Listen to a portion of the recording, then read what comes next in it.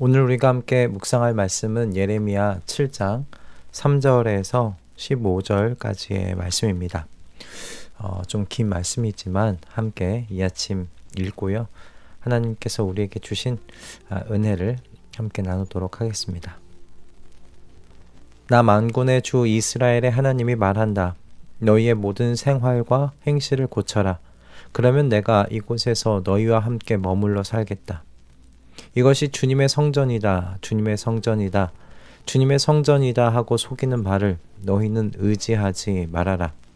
너희가 모든 생활과 행실을 참으로 바르게 고치고 참으로 이웃끼리 서로 정직하게 살면서 나그네와 고아와 과부를 억압하지 않고 이곳에서 죄 없는 사람을 살해하지 않고 다른 신들을 섬겨 스스로 재앙을 불러들이지 않으면 내가 너희 조상에게 영원 무궁하도록 준 이 땅, 바로 이곳에서 너희가 머물러 살도록 하겠다.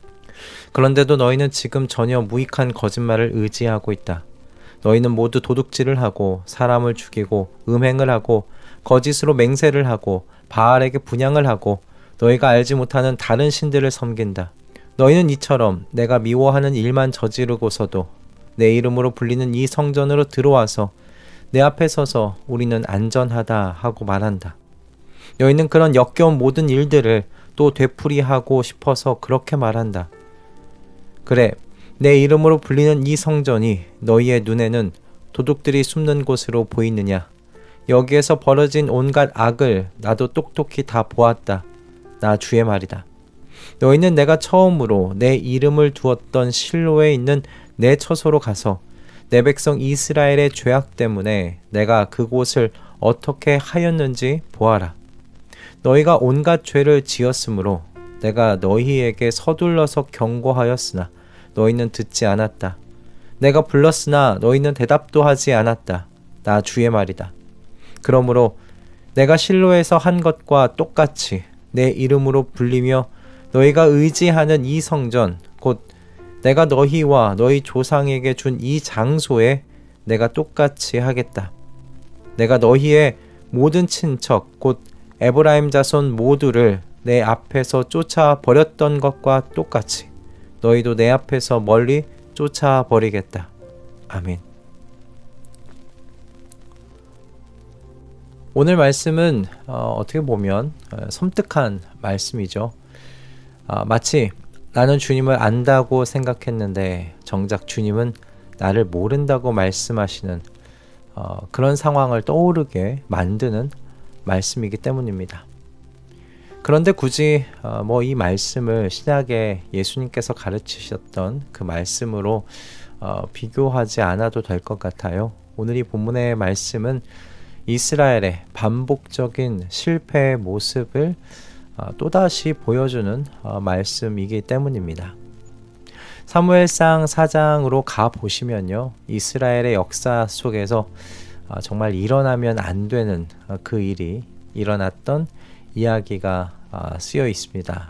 바로 블레셋에게 언약궤를 빼앗긴 이야기입니다. 이스라엘 역사 속에서 정말 수치스러운 사건 중에 하나일 거예요. 이스라엘과 블레셋 사람의 싸움 사이에서 일어난 일인데 이 일들의 이야기가 이런 내용입니다. 이스라엘이 블레셋과의 싸움에서 밀리기 시작을 했습니다. 그러자 이스라엘 장로들이 언약궤를 가지고 자신들의 진영 중앙에 놓자는 겁니다. 이유는 단순했어요. 언약궤가 하나님의 임재와 그리고 언약을 보증하는 상징이었기 때문입니다. 그러니 진중앙으로 언약궤를 가지고 옴으로써 하나님께서 우리와 맺은 언약을 기억나게 하시고 그 언약 지키셔서 우리가 전쟁에서 승리해 보자는 거죠.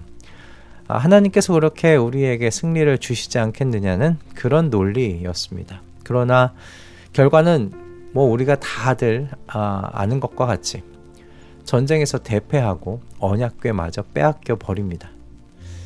왜 이런 일이 벌어졌는가? 왜 하나님께서 당신의 백성을 돕지 않으셨던 건가? 이유는 이스라엘 백성이요 자기 중심적인 예배와 삶을 살아가고 있었기 때문입니다. 사무엘상은 사사기와 연결된 책이죠. 그리고 그 사사기 말에 그 사사기 마지막을 보면 그 시대에 대한 평가가 나와 있는데 어떤 평가입니까? 왕이 없으므로 자신의 소견대로 사람들이 옳은 대로 살더라는 것이었잖아요. 이 말이 중의적인 의미를 담고 있지만 이 말이 의미하는 것은 정확하게 하나입니다. 이스라엘 백성들이 자신을 왕으로 삼아 살아가고 있다는 거예요. 자신의 뜻대로 자신이 왕이 되어서 살아가고 있다는 거예요. 이스라엘은 하나님께 제사를 드렸습니다. 번제와 소제와 화목제, 속죄제와 속건제, 하나님께서 명하셨던 제사 잘 드렸어요. 잘이란 말이 표현이 좀 안 맞는 것 같습니다. 하나님께서 명하신 제사들을 정확하게 드렸어요. 그런데 하나님께서 평하시는 건 뭐였냐면 그 제사가 형식적인 제사였다라는 겁니다. 그 증거가, 그들이 형식적인 제사를 드렸다는 그 증거가 바로 이 언약궤를 옮겨가는 이 사람들의 모습 속에 지금 나타나고 있는 겁니다. 우리가 그동안 하나님께서 명하신 그대로 제사 잘 드렸으니까 이제 하나님 차례라는 거죠. 하나님께서 이제 언약을 지키실 때가 되었다는 겁니다. 우리는 하나님께 우리의 할 도리, 우리의 목, 우리의 약속을 잘 지켰다는 거예요. 그러니 하나님께서 하나님의 언약 지켜달라는 겁니다. 자기 중심성이 바뀌지 않았어요. 예레미야 7장에 나타나는 이스라엘 백성도 마찬가지입니다. 이것이 주님의 성전이다, 주님의 성전이다 라고 말하면서 그렇게 안전하다고 말합니다. 하나님의 성전은 하나님께서 임재하시는 곳이고 하나님께서 이스라엘과 맺은 언약을 이루실 곳을 상징하는 곳이기 때문이라는 거죠. 성전이 없는 북이스라엘은 망했지만 우리는 하나님께서 임재하시는 이 성전을 가지고 있다는 거예요.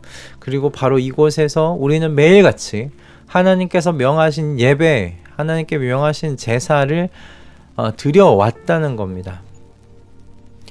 여러분, 언약궤가요 성전으로 바뀌었을 뿐 과거의 이스라엘과 예레미야 7장의 이스라엘의 이 신앙의 모습은 닮아 있습니다. 지극히 자기중심적인 신앙입니다. 하나님께서 오늘 본문에 이스라엘에게 말씀하시는 것은요, 그래서 행동의 변화예요. 삶의 변화예요. 제사만 드리지 말고 예배만 드리지 말고 제발 삶이 바뀌는 그 지경에까지 나아가라는 말씀입니다.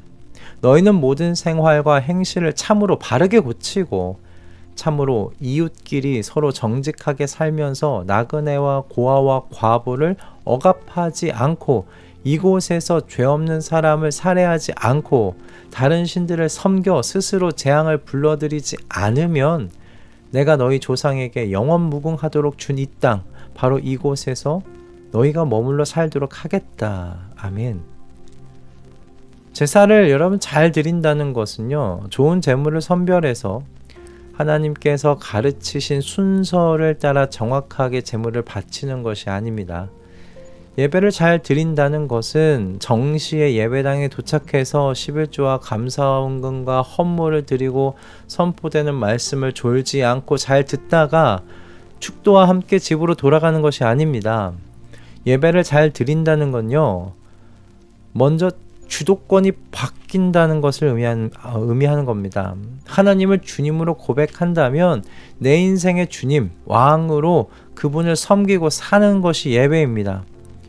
그것이 오직 한 분께 예의를 갖춰 절하면서 살아가는 삶이 아니겠습니까? 여러분, 예배라는 말의 뜻이 무엇입니까? 예의를 갖추고 절한다라는 거잖아요. 누구에게요? 한 분 하나님, 한 분 왕이신 하나님께 절한다는 겁니다. 나의 주도권을 하나님께 드린다는 고백입니다. 그래서 나의 왕이신 그 주님의 통치가 내 삶 구석구석 미쳐 나를 변화시키도록 내 자신을 허락하는 것이 예배 아닙니까? 하나님께서 싫어하시고 미워하시는 일이 나의 삶에서 점차 사라지게 만들어 가는 것이 예배를 잘 드리는 것이 아니겠습니까? 그러므로 여러분, 예배라는 건 주일에 예배당에 성도들이 한번 모여 찬양하고 기도하고 말씀 듣고 끝나는 것이 아닙니다. 예배라는 건 매일 매순간 우리의 삶 속에서 일어나야 하는 하나님께서 하나님 되시는 일입니다. 나를 향한 부인의 과정입니다. 자기 중심적인 삶으로 돌아가려 하는 것을 끊임없이 하나님 중심의 삶으로 이동시켜가는 영적 싸움 과정이기도 합니다. 바라기는 우리 가족들 모두가 진정한 예배자로 자라가시기를 소원합니다. 매일 매순간 우리의 삶의 중심에서 하나님께서 나의 하나님 되신다는 그 선언과 선포가 일어나기를 기도합니다. 그래서 자기중심적인 삶으로 다시 돌아가고자 하는 우리 안에 죄와 싸워서 하나님 중심의 삶으로 끈덕지게 나아가는 우리 성도들의 삶의 모습 되기를 기도합니다. 그런 삶의 모습을 하나님께서 구체적으로 말씀하셨죠. 이웃끼리 서로 정직하게 살아라. 나그네와 고아와 과부를 억압하지 말아라. 다른 우상 섬기며 살지 말아라.